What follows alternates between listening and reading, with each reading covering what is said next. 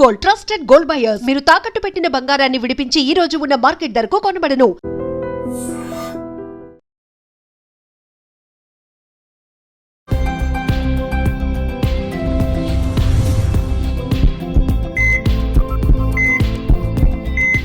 అందరికీ నమస్కారం. మన ఆయుర్వేదం ప్రోగ్రామ్కి అందరికీ స్వాగతం. సో ఈరోజు మనం మన స్పెషల్ గెస్ట్ దగ్గరికి వచ్చేసాము. ఆంజనేయ రాజు గారు, ట్రెడిషనల్ హీలర్, ఇంకా హెర్బలిస్ట్.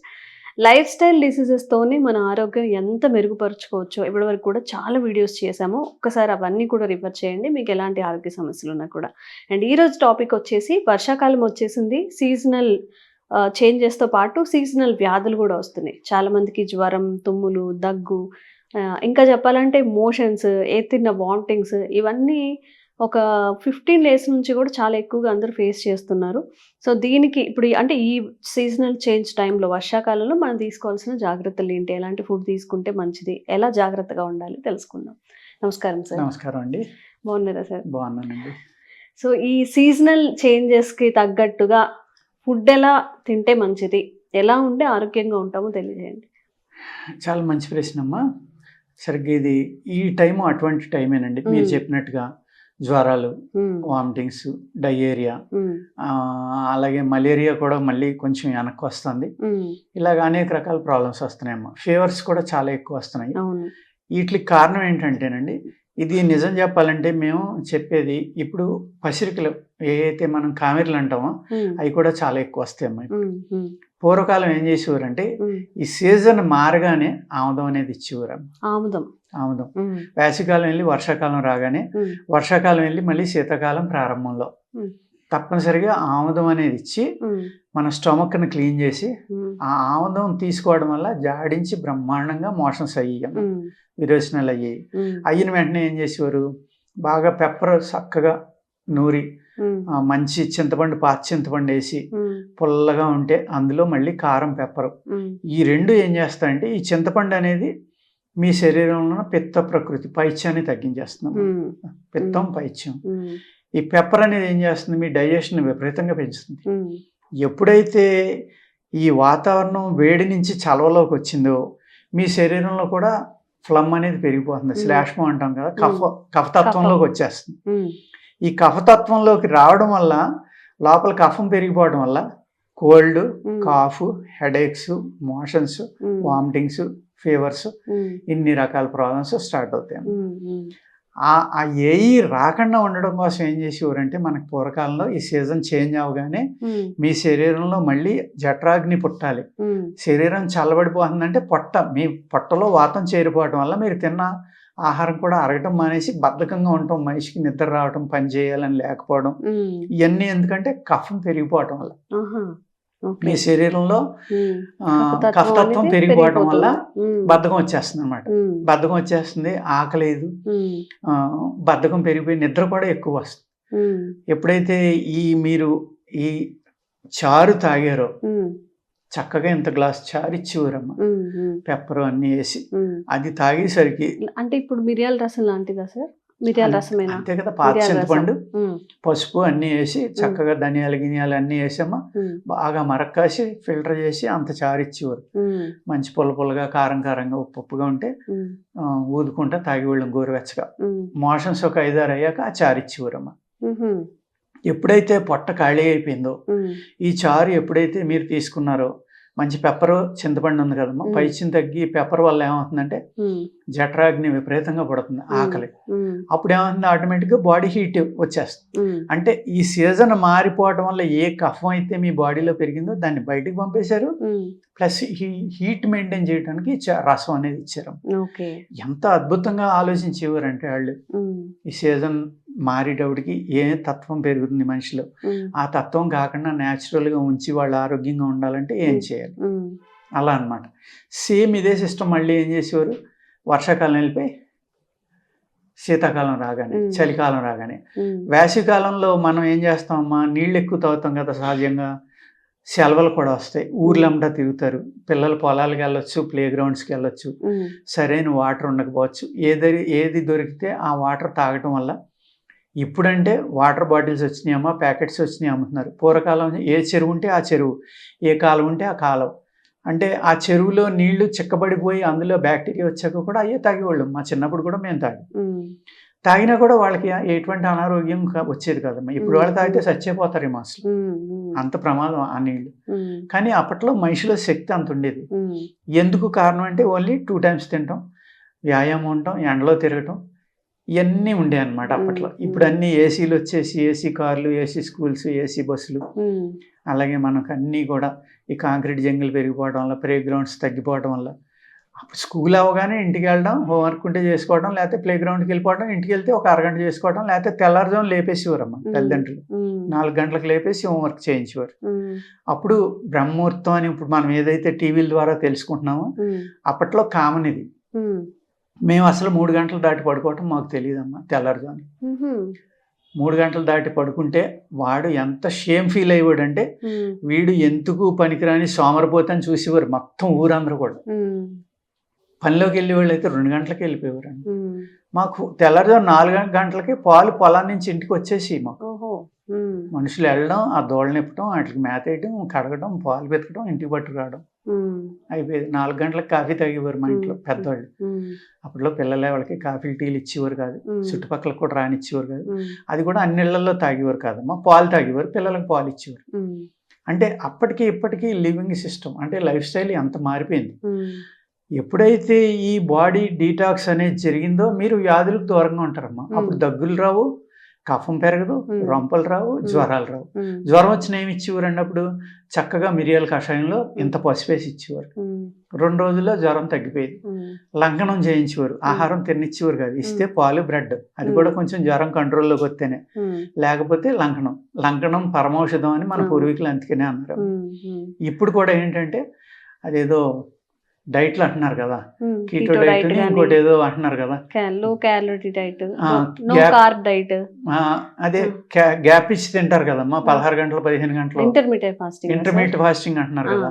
ఇదే ఫాస్టింగ్ మనకు పూర్వం ఉండేది. ఇవన్నీ కూడా ఫాస్టింగ్ అంటే మనకి ఏమనేవారు, ఉపవాసం అనేవారు. ఏది ధనుర్మాసం వంకపెట్టి ఒక 40 రోజులు, కార్తీక మాసం వంకపెట్టి 30 రోజులు. దీని నుంచే వాళ్ళు మన ఇస్లామిజంలో వాళ్ళకి రంజాన్ మాసం అనేది పెట్టారమ్మా. అందులో వాళ్ళు ఏంటంటే ఎక్కువగా ఎన్వి ఎక్కువ తింటారు కాబట్టి, రెడ్ మీట్ ఎక్కువ తింటారు కాబట్టి వాళ్ళకి ఎటువంటి అనారోగ్యాలు లేకుండా ఈ నెల్లాళ్ళైనా ఆ ఫుడ్కి ఒక 12 గంటలు దాటి గ్యాప్ ఇస్తే 14 గంటలు ఒక పూట పళ్ళే తిని వాళ్ళ అనారోగ్యాలు అన్నీ పోయి మళ్ళీ శరీరం వెయిట్ అది తగ్గి చక్కగా తయారై ఆరోగ్యంగా ఉంటారనమాట. అని అది ఇక్కడి నుంచి వెళ్ళింది అని నా భావన అమ్మ. అంటే ఇదే వాళ్ళు ఆచరిస్తున్నారని నేను చెప్పడం కాదు ఇక్కడ.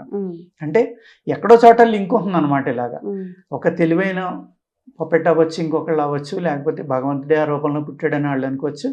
వాళ్ళు ఎవళ్ళైతే ప్రీస్టులు అంటాం కదా మనం, వాళ్ళు మానవుల యొక్క జీవన విధానం బాగుండి ఆరోగ్యంగా ఉండి ఆలోచన బాగుండడం కోసం అనేక రకాల ప్రక్రియలు మనకి ఆహారంలో కానీ ఉపవాసాల్లో కానీ ఒక సిస్టమ్ అనేది అలవాటు చేశారమ్మా. ఒక జీవన విధానం అనేది, ఆ జీవన విధానాన్ని మనం పూర్తిగా వదిలేసి ఇప్పట్లో ఫుడ్ ఎక్కడ పడితే అక్కడ దొరుకుతుంది అనుకుంటామా, లేకపోతే డబ్బులు పెరిగినాయి అనుకోవాలా ఏంటనేది కాదు. అప్పుడు 2 సార్లు తినేది ఇప్పుడు 4 సార్లు తింటున్నాము. లేకపోతే అది ఫ్లూయిడ్ రూపంలో అవనివ్వండి, సాలిడ్ రూపంలో అవనివ్వండి, కనీసం మినిమం 4 to 5 times తింటున్నాం. దానివల్ల ఎప్పుడైతే ఇమ్యూనిటీ తగ్గిపోయిందో మనిషిలో అనేక రకాల వ్యాధులు, వర్షంలో తడిస్తే తలపోటు, రొంప, జలుబు, జ్వరం.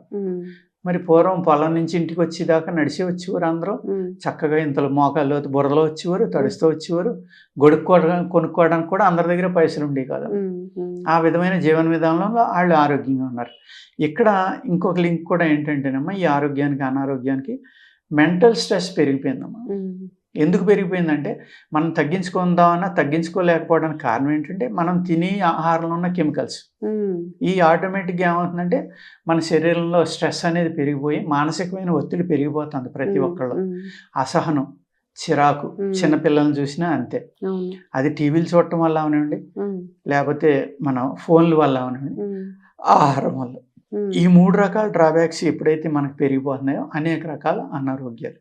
దానివల్ల ఏమవుతుందంటే ఈ సీజనల్గా మీకు ఎప్పుడైతే నేను చెప్పినట్టుగా స్టమక్ క్లీన్ చేసుకుని, ఇవాళ ఆముదం తాగలేరమ్మా, అనేక రకాల ట్యాబ్లెట్స్ ఉన్నాయి, ఆముదం క్యాప్సిల్స్ కూడా వచ్చేసినాయి, అలాంటివి వేసుకోవచ్చు.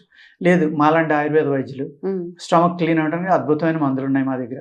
ఒక్క టాబ్లెట్ తీయగా చాక్లెట్లే ఉంది, పిల్లలకు పెట్టినా చక్కగా తింటారు. వాళ్ళకి డోసు తగ్గించి ఇవ్వచ్చు. ఆ తిన్న గంటలో స్టార్ట్ అయ్యమ్మా బ్లాస్టింగే ఒక 3 నుంచి 5 అవుతాయి అంతే. మీరు అప్పుడే 1 kg తగ్గిపోతారు. అంటే అంత చెడు నీరు మీ బాడీలో అక్కర్లేని కల్మషాలు ఏ ఉన్నాయో అన్ని బయటకు పంపేస్తుంది వితిన్ 1 day. అవి ఎక్కువైనాయి అనుకోండి మజ్జిగ తాగమంటాం, అలా మజ్జిగ తాగిన 2 నిమిషాల్లో కంట్రోల్ అయిపోతాయి. ఎంత చక్కగా పనిచేస్తాయి. మంత్లీ ఒకసారి చేసుకోవచ్చా సార్ ఇట్లా? బ్రహ్మాండంగా తీసుకొచ్చమ్మా. ఇవాళ మనం తినే ఆహారానికి నిజం చెప్పాలంటే వారానికి ఒకసారి వేసుకోవాలి. వేసుకుంటే ఏ జబ్బు రాదు మనిషికి. అట్లీస్ట్ ఈ సీజనల్ చేంజ్లో అయినా అటువంటి రెమెడీస్ పబ్లిక్ వాడుకుంటే అమ్మా ఈ కఫం పెరిగిపోవడం ఈ ప్రాబ్లమ్స్ని 100% బయటపడచ్చు. అందుకు ఎప్పుడైతే అప్పుడు మందులుండే కాదు కదండి, చక్కగా పాలు కాసి వేడివేడిగా ఇంత పసుపు వేసి ఇంత మిరియాల చూర్ణం వేసి ఇస్తే కాఫు లేదు ఏమీ లేదమ్మా. 2 రోజుల్లో అన్ని తగ్గిపోయి అన్ని పోయి. లేకపోతే వేడివేడి నీళ్ళలో కాస్త పసుపు వేసి ముసుగు పెట్టి ఆవిరి పట్టమనేవారు, అంతే తగ్గిపోయి. ఇవన్నీ వదిలేసి మనం కఫ్ వచ్చిందంటే యాంటీబయాటిక్, లేకపోతే ఇంకోటి పెయిన్ కిల్లర్, తలపోటు వస్తే పెయిన్ కిల్లర్, ఇలాగా ఏది అన్ని అందుబాటులో ఉన్నాయి కాబట్టి అవి వాడేసాము మనం మన ఆరోగ్యాన్ని పాడు చేసుకుంటున్నాం. ఏదైతే రికవరీ కెపాసిటీ అనే అద్భుతమైన కెపాసిటీ మన శరీరంలో ఉందో, ఇమ్యూనిటీ బ్యాక్టీరియా సెల్స్ అవనండి, వాటికి పనిచేసే అవకాశం మనం ఇవ్వట్లే. ఇస్తే ఎన్నో రకాల జబ్బుల నుంచి మనం బయటపడిపోవచ్చు అండి. అవకాశం ఇవ్వాలంటే ఏం చేయాలంటే ఈ వర్షాకాలం రాగానే సీజన్ మారగానే ఇటువంటి ఇప్పుడు నేను ఏదైతే మీకు చెప్పానో అటువంటి రెమెడీస్ కనుక సింపుల్ టెక్నిక్స్ అమ్మ, ఇవన్నీ ఇంట్లో దొరికే వస్తువులు వాడుకుంటే కనుక పెప్పర్ ఇంట్లో ఉండేదే, పసుపు ఇంట్లో ఉండేదే, పాలు ఇంట్లో ఉండేదే, ఎటు తిరిగి ఆముదం, ఆ వంట ఆముదం ఎవరు చేస్తున్నారో జాగ్రత్తగా వాళ్ళ దగ్గర తెచ్చుకోవడం. ఈ ఆముదం తాగడం కూడా ఎలా అంటేనండి విపరీతమైన పైత్యం అమ్మ ఆముదం. దాని చేత కొంతమందికి కడుపులో చాలా బాధ వస్తుంది, తాగడానికి కూడా వెగటుగా ఉంటుంది, బాగా ఇబ్బందిగా ఉంటుంది కాబట్టి అందరూ తాగలేరు. అందుకు దాన్ని ఏం చేయాలంటే ఒక 20 ml ఆముదం తీసుకుంటే 20 ml అల్లం రసం కలపాలండి. అందులో 2 కలిపి వాటిని పొంగించాలి. ఒక 5-6 పొంగులు వచ్చేలా పొంగించాలి. పొంగించి దాన్ని తీసి చల్లార్చి గోరువెచ్చగా ఉండగా పాలలో కలిపి తాగారనుకోండి, ఆముదం తాగిన ఫీలింగే ఉండదు. మీకు సేమ్ ఏది కావాలో అది వర్కౌట్ అవుతుంది. ఈ పైత్యం రాకపోవడం వల్ల వికారం కానీ కడుపులో బాధ కానీ ఈ తలపోట్లు ఏమి ఉండవు. చక్కగా సాఫీగా మోషన్స్ అయ్యి బాడీ క్లీన్ అయ్యి ఇంటెస్టైన్స్ క్లీన్ అయ్యి ఈ మీరు ఏదైతే ఈ సీజనల్ డిసీజెస్ గురించి అడిగారో వాటి నుంచి బయటపడటానికి అవకాశం ఉంటుంది. అవకాశం.